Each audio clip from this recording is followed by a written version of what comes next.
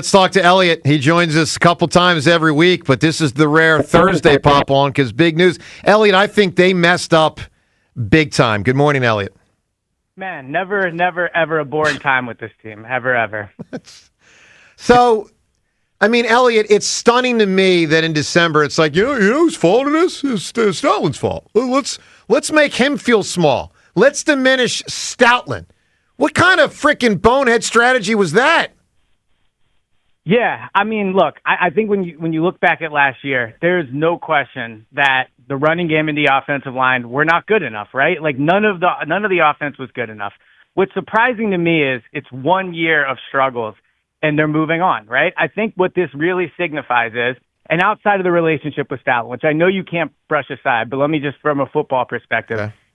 Big changes are coming to the offense. Like they are going to try something new. And I think by doing this, you were seeing like there's going to be a shift in how they run the ball. There's going to be a shift in how they pass protect. And I think they wanted Stoutland back if he was going to be the offensive line coach. But when you take away a large chunk of what he has done and what how he's done things his whole career, he was not interested in that role. So, we've talked, us, the whole station, everybody, how big of a change is the offense going to be next year? This is a bigger signal, in my opinion, than the new coordinator, anything like that. Moving on from Stoutland shows that everyone that wanted to change they're going to at least try to do that.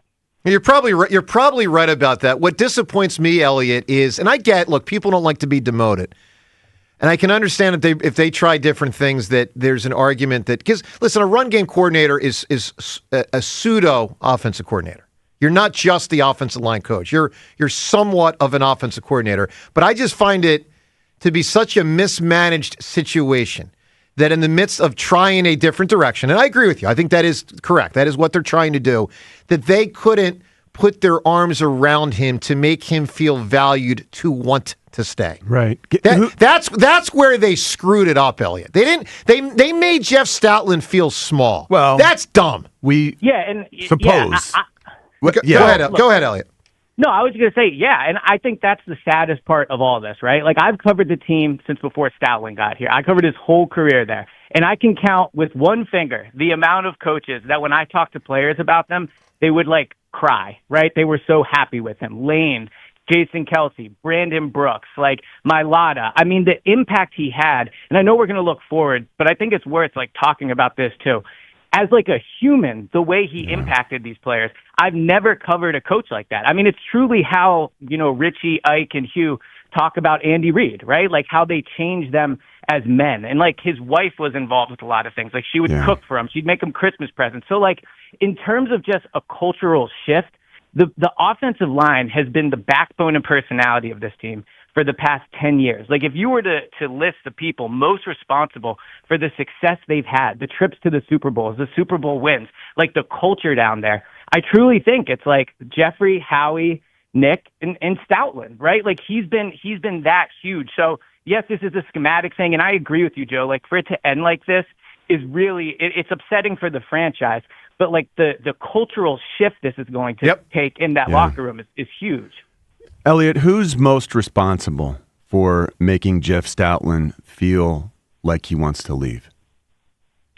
I think it's the change on offense. I think, everyone that wanted the offensive to look different than it did last year. Yeah, but Elliot, what he's saying is Jeff, Howie, Nick, who made him feel the smallest? I guess I would have to say Nick and Howie and Jeff. I mean, I think it's all of them. Seriously, but when it's someone of that, when you make a decision of that magnitude, I don't think this is Nick decides he's moving on from him. I don't think this is Howie says to Nick, Jeff has to move on.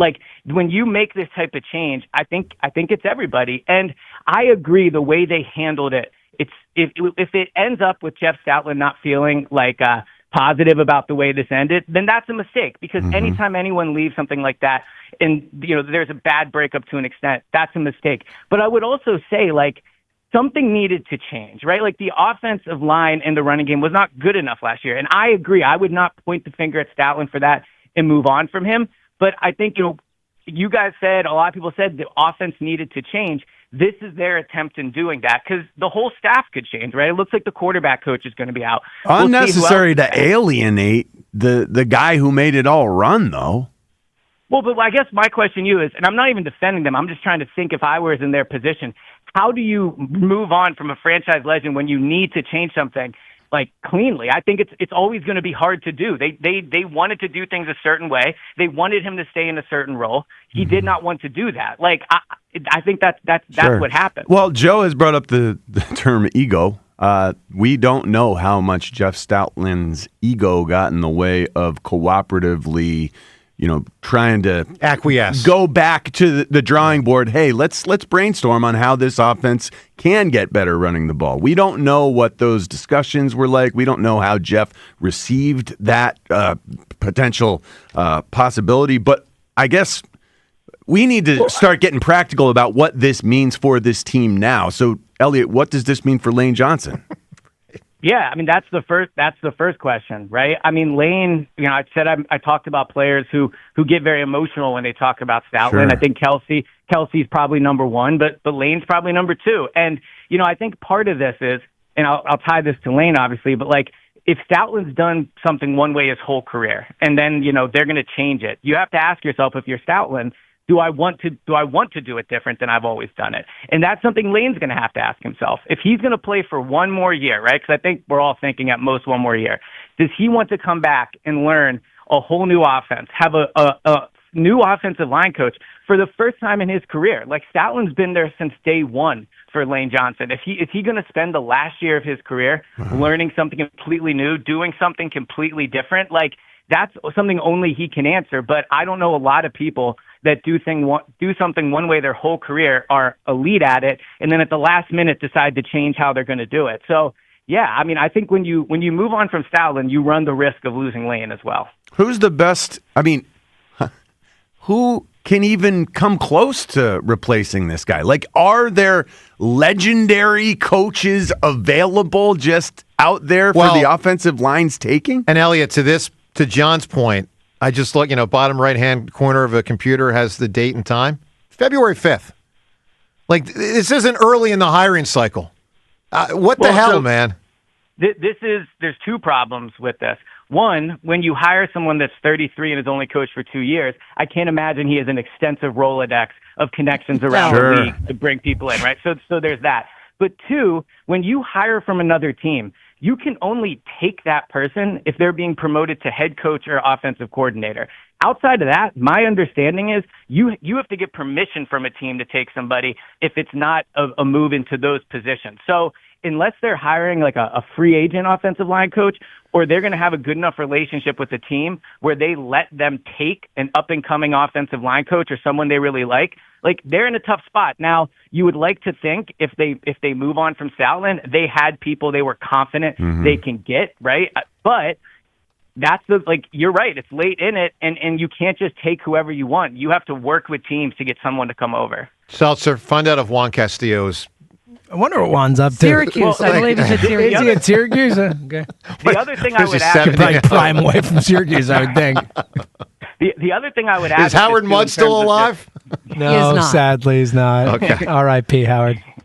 Go ahead, Elliot. Well, I was going to say, one thing that Stoutland has been elite at, that this will change too when we talk about the draft, is the way they drafted was impacted by Stoutland. They would take guys that were not NFL ready, that were just raw athletic specimens, and they trusted Stoutland to develop that player into quality / Hall of Fame All-Pro talent. So every single draft I've covered, they have talked afterwards about when you have Stoutland as your offensive line coach, it changes your ability to draft unpolished prospects. So in a year where even if they had Stoutland going into this, there was a good chance they were going to take an offensive lineman in the first round, as the Lane replacement, a guard for a year, and now this new coach, you have to trust he can develop that guy. With Stoutland, I think you would have had more confidence. All right. So is the assistant offensive line coach, Greg Austin, even a possibility to move into this role? So I don't know him at all. Yeah, so I know he's close with Stoutland. He's a Stoutland guy. Stoutland brought him back last year. So yeah, I mean, it's a possibility, but I would think if you're doing something different, I think they're going to change how they run next year. If you look at Stoutland's time, with, as just like overall, but especially with Nick and Saquon, they have been a team that's about been 50-50 from running under center, right? These new guys they're bringing in, Mannion, Josh Grizzard, and then if you model your offense after McVay and Shanahan, they run from under center like 80% of the time. They have their quarterback under center a large majority of the time. Mm-hmm. So this offensive line coach you're bringing in, and I'm not saying Stoutland couldn't teach this, but the offensive line coach you're bringing in has to be familiar with teaching blocking schemes and, coaching up blocking schemes that are more like that than what they have done. So that's going to be key in bringing in someone. How familiar are they with that background? All right, Elliot, I got two final things here for you. One is looking back, one is looking forward. So one thing that there's been no reporting on, and so maybe there's nothing there, but my mind went here, so I'll just ask. Do you have any knowledge, if Stoutland wanted to be the offensive coordinator and if he interviewed to be the offensive coordinator? It was open. He was one step away from it. Do you have any intel, Elliot, if he wanted it and if they talked to him about it? I don't have any intel for this coaching cycle on if he wanted it or was interviewed. I would be surprised if they gave it to him, considering they just moved on from him, right? But I would say that in my time covering Stoutland, I've never gotten an indication he wanted that role. He truly loved the teaching of the offensive line. That was his passion, right? So I've never gotten an indication he wanted it before. I can't speak with certainty, though, that in this coaching cycle. And the reason I ask that, not only is that sometimes what happens, but the last time there was anything in the realm of a situation like this would be when Deuce moved on, when they hired another different coach, a different coordinator, and it wasn't Deuce, and then he's like, okay, I guess I'm not going to be elevated here, and he went to Detroit. That does happen sometimes. Yeah, right. I think Deuce had more desire for upward mobility than Stoutland. Understood. Yeah. And that's what I figured. All right. Yeah. Final thing, Elliot. Let's move forward, but also kind of reflect back in doing so. I fear that they could be headed to some really bad times.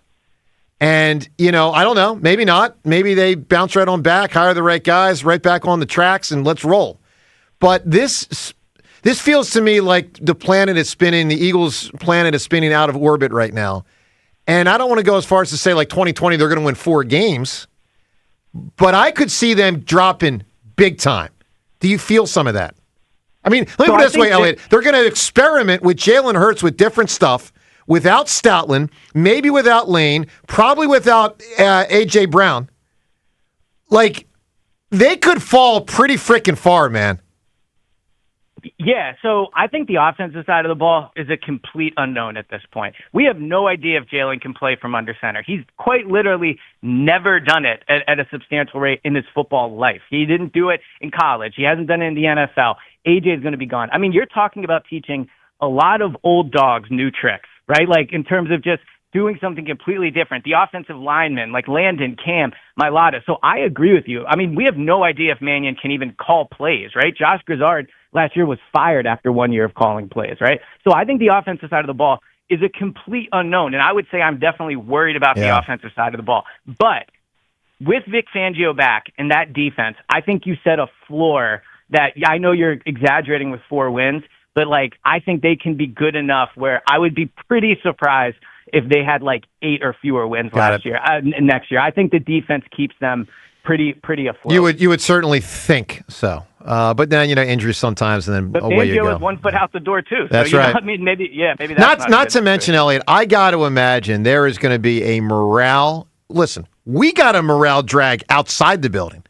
Think about how the players inside the building feel on both sides of the ball. I mean, Darius Slay, who wasn't there this past year, but was there for, 5-6 years before that, went on social media last night and said that best coach in the building. Yeah, Stoutland was the best coach. There's going to be a morale drag, Elliot.